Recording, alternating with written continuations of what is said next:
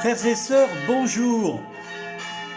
C'est le 7e dimanche de Pâques, juste situé après la fête de l'Ascension et tourné vers celle de la Pentecôte, le dimanche ultime de ce temps pascal, qui ouvre ce temps pascal finalement par l'Esprit Saint de Pentecôte à notre vie quotidienne, notre vie chrétienne.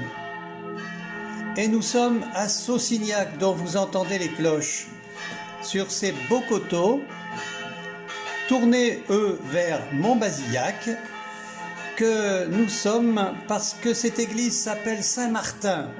Vous me direz, des églises Saint-Martin, nous en avons 9 sur notre unité pastorale, comme il y en a tant en France. Il paraît même qu'il y a 3700 paroisses qui portent ce nom. Et d'ailleurs 500 localités aussi. Saint-Martin est très populaire. On connaît sa vie au IVe siècle, 316-397. Un des principaux saints vraiment de notre chrétienté. Il est connu par cet épisode du partage de son manteau. D'ailleurs, dans cette église de Saucignac, il y a ce beau vitrail, un très beau vitrail central, où on le voit partager son manteau. Et le Christ qui dit lui-même, « Il m'a donné son manteau ». Vous savez que Saint-Martin était le premier évêque de Tours également. Et ce geste, il l'a recommencé envers un mendiant. Encore, il a changé ses habits épiscopaux pour revêtir les habits du mendiant, juste un peu plus tard. On comprend qu'il soit célèbre. Il était humble, un humble moine qui a fondé bien des monastères, dont celui de Marmoutier, à côté de Tours. Et puis, tout à l'heure, pour écouter, méditer avec le Père Joseph, nous irons vers Soussac. Ça vous étonne, parce que cette église s'appelle Saint-Hilaire, et de Soussac à Sainte-Radegonde, parce que cette église s'appelle Sainte-Radegonde. Voilà Saint-Hilaire, contemporain de Saint-Martin, et Sainte-Radegonde, héritière de l'un et de l'autre. Écoutons donc ces belles cloches de Saucignac, Saint-Martin de Saucignac. Réjouissons-nous, chantons le Seigneur, chantons déjà avec le Christ de l'Évangile dont la prière nous porte au cœur de la vie de Dieu dans l'Esprit Saint.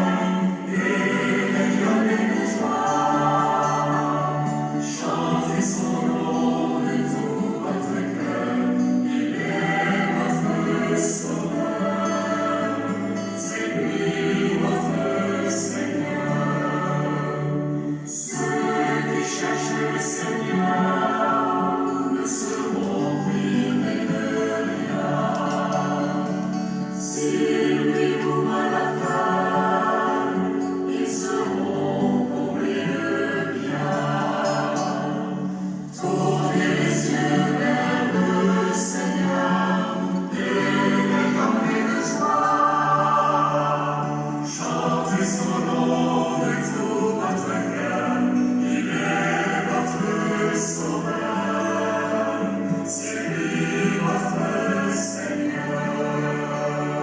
frères et sœurs, avant que nous en arrivions à l'Évangile, j'aime à vous lire la première lecture.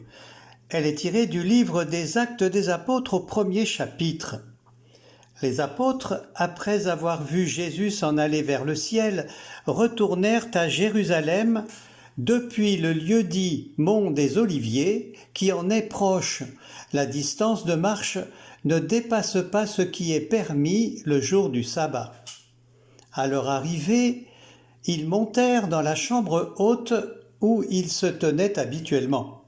C'étaient Pierre, Jean, Jacques et André, Philippe et Thomas, Barthélemy et Matthieu, Jacques fils d'Alphée, Simon le Zélote et Jude, fils de Jacques.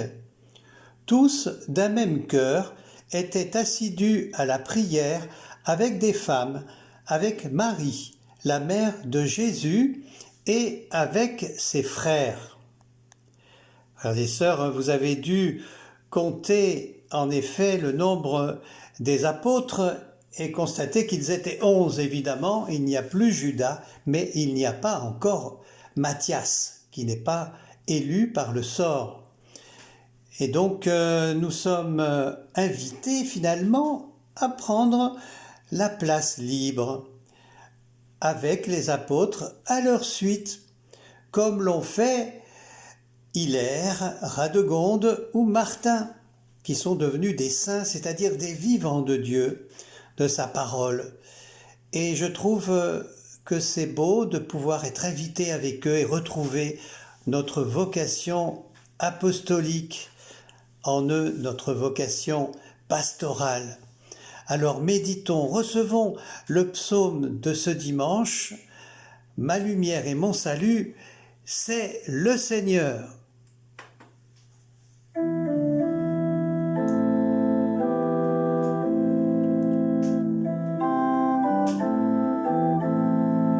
J'en suis sûr, je verrai les bontés du Seigneur sur la terre des vivants.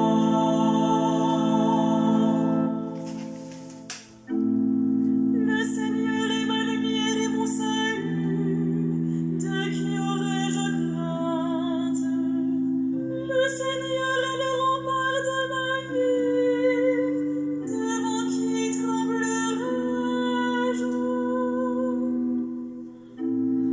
J'ai demandé une chose au Seigneur, la seule que je cherche, habiter la maison du Seigneur tous les jours de ma vie, pour admirer le Seigneur dans sa beauté et m'attacher à son temple. J'en suis sûr, je verrai les bontés du Seigneur sur la terre des vivants.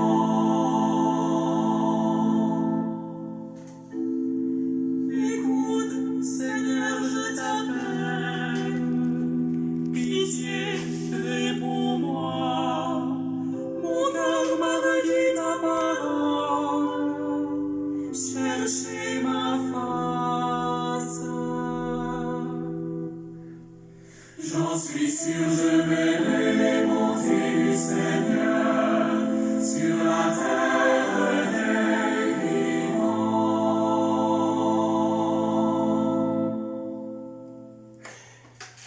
Évangile de Jésus-Christ selon saint Jean au chapitre 17.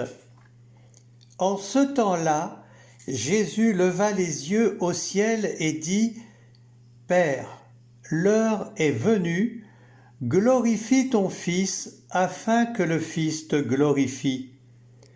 Ainsi, comme tu lui as donné pouvoir sur tout être de chair, il donnera la vie éternelle à tous ceux que tu lui as donnés. Or, la vie éternelle, c'est qu'ils te connaissent, toi, le seul vrai Dieu, et celui que tu as envoyé, Jésus-Christ. Moi, je t'ai glorifié sur la terre en accomplissant l'œuvre que tu m'avais donnée à faire. Et maintenant, glorifie-moi auprès de toi, Père, de la gloire que j'avais auprès de toi avant que le monde existe. J'ai manifesté ton nom aux hommes que tu as pris dans le monde pour me les donner. Ils étaient à toi, tu me les as donnés, et ils ont gardé ta parole.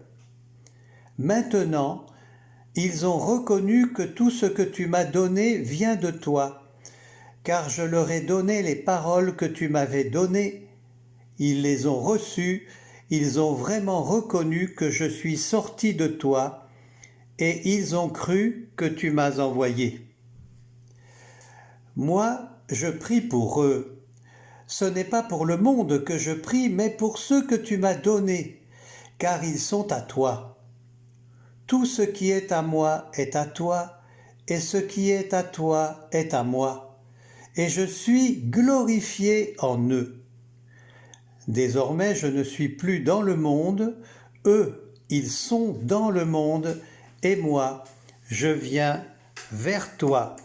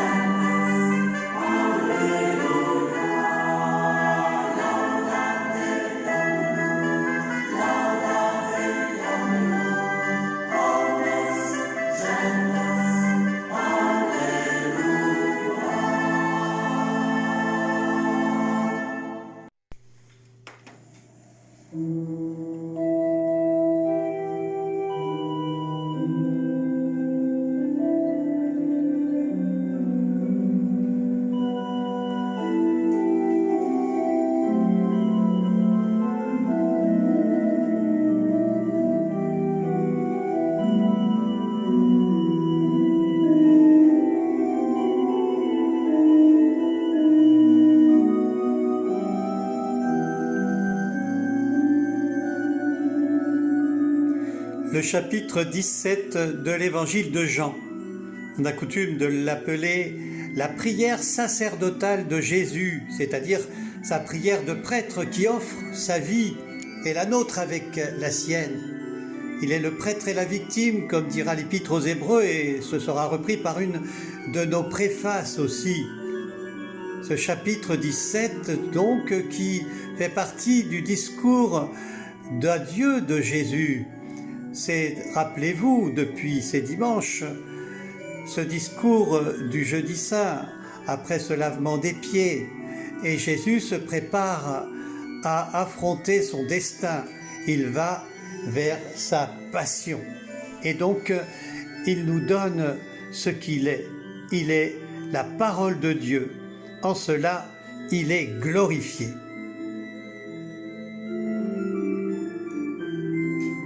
Pendant ce confinement, au début du confinement, j'ai ouvert la porte à quelqu'un qui sonnait. C'était une personne que je connais bien, qui parle beaucoup et qui n'avait aucune protection, et c'était compliqué de la recevoir. Alors je lui ai dit, écoutez madame, vous allez rentrer chez vous et dès que vous êtes chez vous, je vous appelle et nous pourrons parler tranquillement au téléphone, ce que nous avons fait. Elle s'est mise à parler énormément, en effet énormément, toute passionnée, toute donnée à son discours. Et cette personne, en fait, était très soucieuse, anxieuse, à propos d'un membre de sa famille, de ses enfants, qui était accidenté et donc qui était malade en plus et en mauvaise posture. Donc, je sentais bien qu'elle était habitée par cette parole, elle était habitée par cet être cher qui faisait partie de sa personne. Voyez, elle ne pouvait pas se retenir d'en parler. Et après des petits mots de courtoisie, en fait, très vite, c'était un flot de paroles. Elle était à la fois son fils, elle était elle-même, elle était habitée par la personne de son fils, ce qui est complètement normal, bien sûr. Mais je veux dire par là que la parole, n'est-ce pas, traverse nos vies humaines. Cette parole, elle nous habite. On est habité par d'autres et cette parole nous habite de la même façon. Et elle révèle ce que l'on est, fondement de notre âme, nos désirs, nos amours, nos ressentiments peut-être même. Et finalement, cette parole, elle attend une réponse. C'est une parole humaine, c'est une parole qui fait que l'on fait partie de l'humanité. Et cette parole fait partie de l'humanité. Jésus exprime en fait que cette parole vient de Dieu. Et voilà que lorsqu'il ouvre la bouche, eh bien, c'est Dieu lui-même qui s'exprime. Combien de fois dans l'Évangile, n'est-ce pas, on peut repérer cela? Voyant les foules, Jésus gravit la montagne. Alors ouvrant la bouche, prenant la parole, voici qu'il disait, bienheureux, les béatitudes, vous savez. Il le disait, il le répétait. C'était la parole de vie. Dans Matthieu 7 même, il le dira, tout homme qui entend ma parole et la met en pratique est semblable à un homme qui a bâti sa maison sur le roc. La tempête est venue, les vents ont dévalé, mais elle a résisté.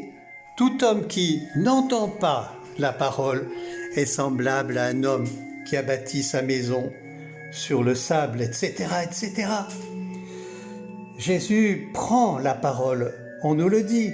Amen, amen, je vous le dis, dit-il. Et cet épisode, tous dans la synagogue avaient les yeux fixés sur lui. Alors il se mit à leur dire, Jésus, il est la parole. Et cette parole en lui, elle est lourde, elle est énorme, elle est pleine à la fois des peines de ceux qu'il rencontre, du chagrin de telle et telle personne, cette femme qui vient de perdre son fils, des malades, des lépreux, tous ceux qui en appellent à lui, sous le poids de leurs fautes, eh bien, ils ont affaire à cette parole et Jésus va la leur donner de la part du Père. il le dira, il fera remonter cela dans sa prière. Je te bénis, Père Seigneur du ciel et de la terre. Et enfin, venez à moi, vous tous qui peinez sous le fardeau, et je vous soulagerai. Cette parole, elle est concrète, elle est incarnée, elle est dans la chair. Et cette parole, elle fait son chemin sur les routes de Judée, de Galilée, avec la personne du Christ. Et voilà que arrive l'heure, en effet. Cette heure, nous y sommes. Glorifie ton Fils, mais Père, l'heure est venue. Alors, en effet, Jésus parle de gloire. La gloire, en hébreu, ça se dit kabod. Ça représente un poids, c'est une lourdeur, c'est énorme. C'est quelque chose qui tombe comme un poids précieux. Un poids, par contre, qui fait ployer, mais qui fait élever aussi. Père, glorifie ton Fils. La gloire, c'est en quelque sorte l'œuvre. Jésus, il a accompli les œuvres de Dieu. Alors, il rend gloire à Dieu. Il lui rend cette gloire, il se fait son écho. C'est tout son désir. Il va être sur la croix. Et là, il va être glorifié. Il aura tout perdu, comme dit l'hymne aux Philippiens. Il aura été anéanti. Mais c'est pourquoi Dieu va lui donner le nom qui est au-dessus de tout nom, nous dit cet hymne aux Philippiens. Cette parole, elle est lourde, cette parole du Père. Elle est la gloire, elle est l'œuvre du Christ réalisée, son œuvre de salut. Et voyez, ce qui est étonnant, c'est que dans l'Évangile même, on va le voir, ce salut pour nous, pour chacun, chacune d'entre nous. Je prie pour eux, dit Jésus. Je trouve ma gloire en eux. Quelle réponse tout de même! Père, glorifie ton Fils. Et la réponse est celle-là. Je trouve ma gloire en eux. Désormais, dira-t-il alors, je ne suis plus dans le monde, mais eux, ils sont dans le monde. Et nous voici nous-mêmes 21 siècles après, dans cet univers que la parole rejoint toujours. Et dans le monde, cette parole, elle continue de nous être donnée par l'Esprit. Dimanche prochain, nous fêterons cet Esprit vivant en nous, cet Esprit de Pentecôte. Alors nous pourrons partir annoncer l'Évangile, en effet, avec cet Esprit de Pentecôte. Comme le dirait Paul, malheur à moi si je n'annonce pas l'Évangile. Telle est la vie du chrétien. Évangéliser, donner la bonne nouvelle, donner la parole de Dieu dans la bouche du Christ même. L'Église, alors, reçoit sa mission. Elle va partir, les apôtres vont sortir avec Matthias, avec nous aussi, sur la terrasse du monde pour annoncer l'Évangile, compris parmi toutes les nations, dans toutes les langues du monde. Comme dira le livre d'Apocalypse, écoutez ce que l'Esprit dit aux églises. Et il le reprendra plusieurs fois, n'est-ce pas? Écoutons donc. On parle souvent de nouvelle évangélisation, vous savez bien. C'est toujours nouveau, effectivement, d'évangéliser. Mais après tout ce que nous venons de vivre, et mondialement aussi, reposons-nous les questions. Cette parole, elle nous est confiée. Comment l'annoncer? Si c'est pour l'annoncer comme on l'a fait souvent, d'une façon tronquée, d'une façon imposante, d'une façon excessive, alors si l'après doit être comme avant, ça n'est pas la peine. Une parole ne doit pas faire souffrir. La parole de Dieu libère, elle fait grandir, elle met sur un chemin de vérité, nous l'avons vu dans ces dimanches. Elle nous met à la suite du Christ, sur la découverte de cette vérité. Il nous le dit lui-même, « Je leur ai donné les paroles que tu m'avais données, et ils les ont reçues. » Et ça implique en effet, nous dit le Christ, la foi, cette foi qui nous l'a fait recevoir cette parole. Et dans le monde, nous sommes alors véritablement une Église envoyée, le corps même du Christ, dont il est la tête, nous dit l'apôtre, dont nous sommes en lui, avec lui, par lui, la parole dans son Esprit Saint.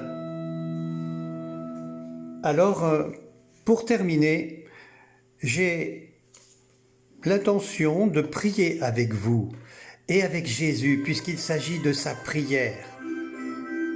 Mais pour cela, j'ai demandé finalement à saint Hilaire de nous faire prier. Dans son traité de la Trinité, voilà qu'il nous donne ce chemin de notre baptême. À chacun, chacune d'entre nous, cette invitation à être la parole de Dieu et la partager avec tous les frères, particulièrement les plus petits.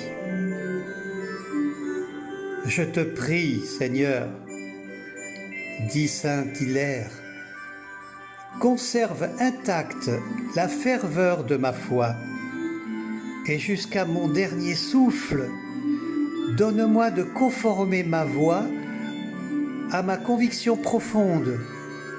Oui, je garde toujours la parole. Je garde toujours ce que j'ai affirmé dans ce symbole proclamé lors de ma nouvelle naissance, lorsque j'ai été baptisé dans le Père, le Fils et le Saint-Esprit.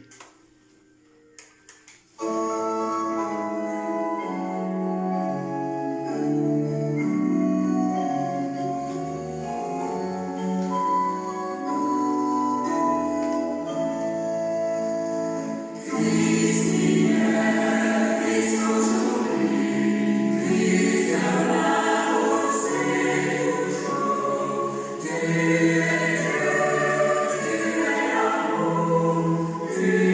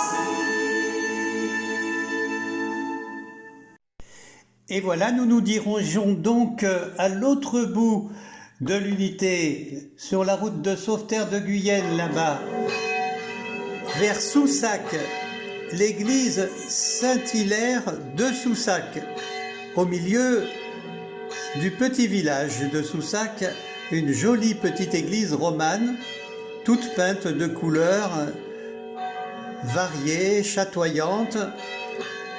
Elle est accueillante, à la fois discrète mais joyeuse, pour exprimer Saint-Hilaire, dont nous voyons la statue.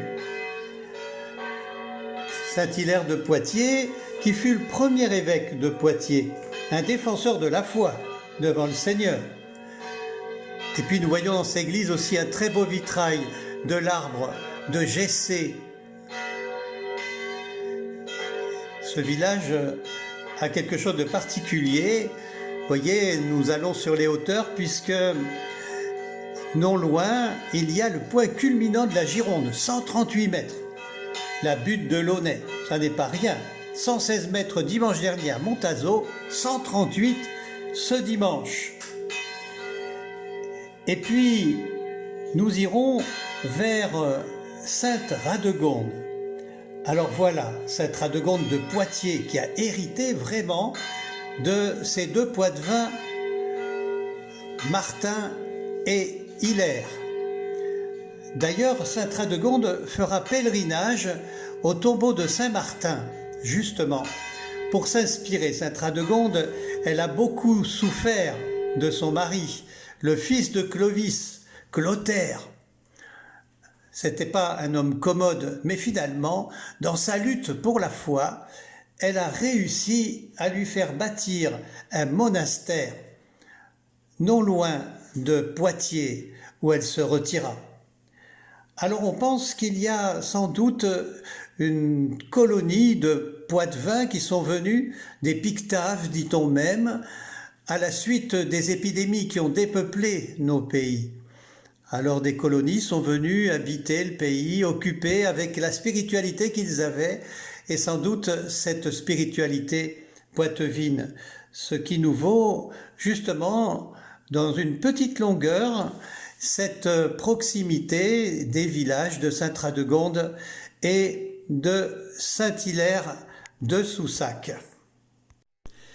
Et nous arrivons donc vers les coteaux et à mi-pente en les redescendant au village de Sainte-Radegonde. Et nous quittons ces cloches, les belles cloches de Soussac, tirées encore à la corde pour entendre celles de l'église Sainte-Radegonde. Je vous disais que Sainte-Radegonde avait été influencée, en effet, pour fonder un monastère, le monastère Sainte-Croix de Poitiers, parce qu'elle avait été au tombeau de Saint-Martin, qui lui-même avait été accueilli à Poitiers par Saint-Hilaire et avait fondé le monastère de Ligugé, tout proche. Sainte-Radegonde, reine de France, donc reine des Francs, elle n'aura cessé que de favoriser justement l'identité de la France, voyez déjà, mais très charitable, à la portée de tous, ayant subi pas mal de souffrances finalement, mais se mettant du côté des plus souffrants. Alors nous sommes ici dans une très belle église romane, magnifique église romane, une des plus belles de tout le sud-ouest même, avec un tympan, des chapiteaux. Il faudrait y passer beaucoup de temps pour les découvrir. Mais le chapiteau du tympan, le chapiteau qui encadre les tympans, illustre la vie humaine dans ses qualités et ses défauts, et ce tympan est particulier. On y voit le serpent autour de l'arbre, puis Adam et Ève évidemment. On y voit Pierre et Paul aussi, les apôtres, et puis des pèlerins qui portent des bougies. Il paraît qu'il y avait la fête de Sainte-Radegonde, justement une fête illuminée par des processions de bougies. La lumière dans la nuit. Et on y voit aussi un palefrenier qui a l'air de bichonner soit un âne, soit un cheval, un mulet, enfin, qui accompagne ces deux pèlerins. Il faut rappeler que nous sommes sur des routes de pèlerinage, dont une qui deviendra la route de Saint-Jacques de Compostelle. Et depuis le VIe siècle, Sainte Radegonde donc veille sur Poitiers, et au Moyen-Âge est arrivé son message ici même, et celui de Saint-Hilaire, au cœur de notre pays. Oui, Saint-Martin, Saint-Hilaire, Sainte Radegonde sont vraiment nos compagnons de route. Et c'est avec eux que nous allons écouter, si on peut dire, et eux vont inspirer, le Père Joseph dans sa méditation. Cette méditation du 7e dimanche, ouverte sur la fête de Pentecôte.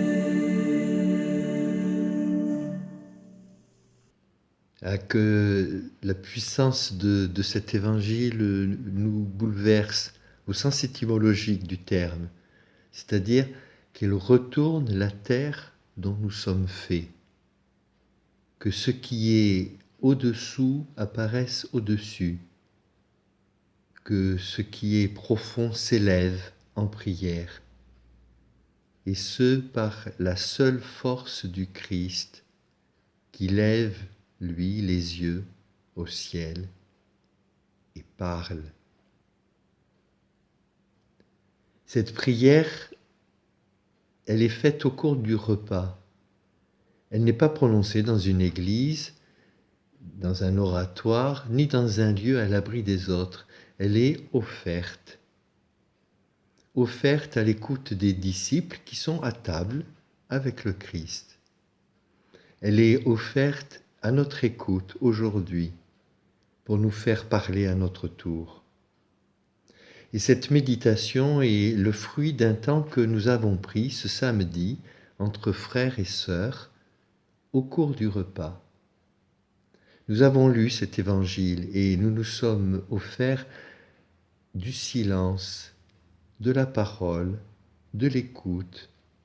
Nous nous sommes nourris les uns les autres de notre recherche de la vérité, de nos approches, du risque de dire une parole qui hésite, mais qui cherche, une parole qui se donne au Père en se donnant aux autres.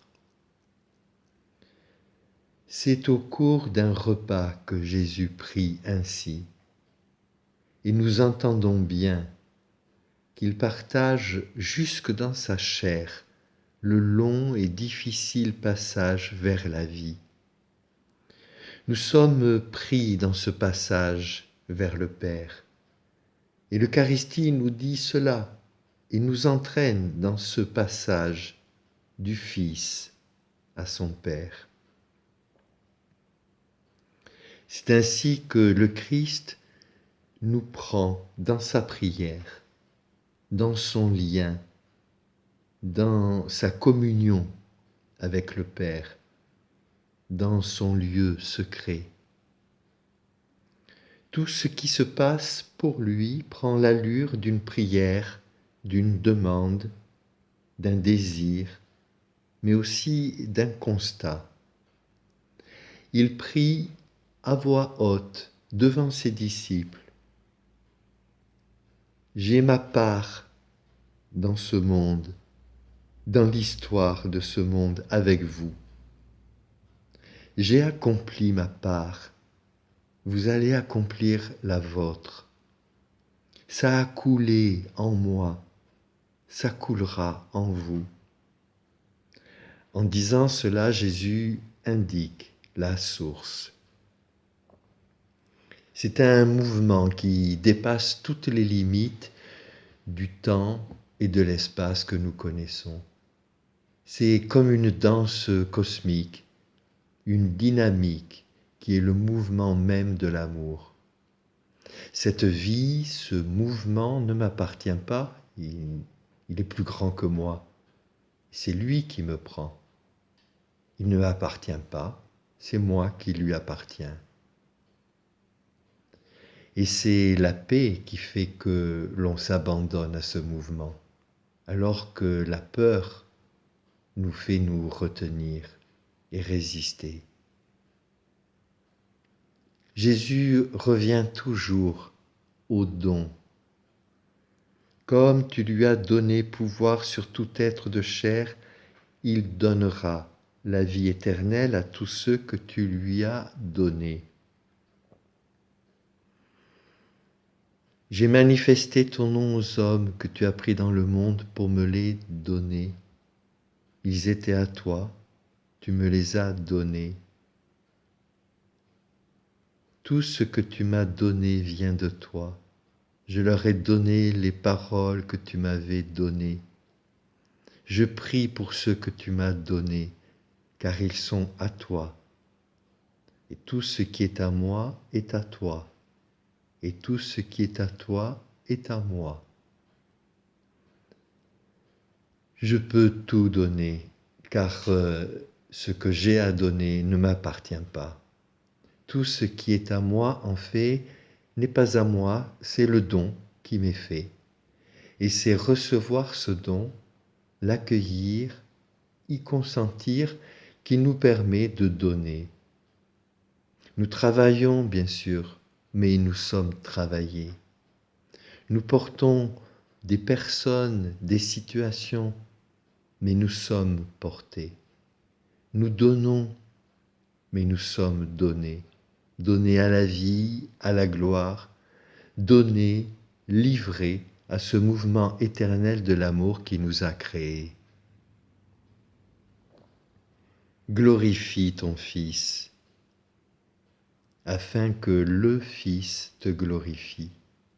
Quand nous disons notre Père, nous sommes dans le Fils. Nous sommes fils. Nous sommes le Fils. Et par le Christ, qui est l'aîné d'une multitude, nous sommes frères de la multitude. Et ça, c'est le plus grand des déconfinements.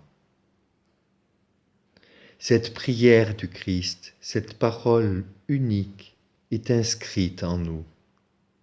Et quand le Fils nous la fait entendre, nous la reconnaissons et nous frémissons de la reconnaître comme une parole familière, comme notre intime. Cherchons Dieu en Jésus et nous trouverons l'homme, le Fils de l'homme.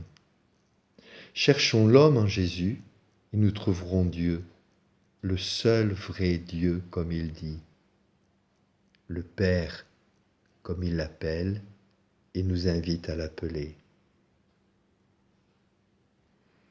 Nous connaissons tous le célèbre poème de Rudyard Kipling qui se termine par cette phrase « Tu seras un homme, mon fils ». Avec le Christ, c'est maintenant, tu seras un fils, toi l'homme.